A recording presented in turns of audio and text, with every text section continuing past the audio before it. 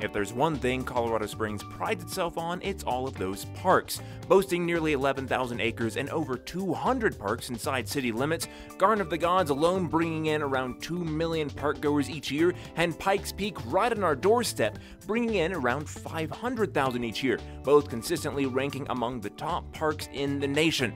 However, in recent years, even as the amount of tourists continue to rise, with a reported 20 million flooding into the region during the 2017 season, the amount of funding towards Springs parks has gone down. We've grown a lot, everything's more expensive to build, and we just have a backlog. There are repairs to be made and new parks in the plans, but according to city officials, not enough money for all of that work. One of the things that we've been working towards with our advocates, with our elected officials, is working to move the needle back to where we were back in like the 2010 time period. City officials report that in 2010, parks were receiving $20 million annually out of the general fund. That then dropped to below $10 million, and now funding is up to $13 million annually. So it would be great if we could get more funding and make sure that funding's secure so we could plan for the future. The decrease in cash flow has made an impact. A recent study took the country's 100 largest cities, analyzed them using several factors, and then ranked them based on how well each city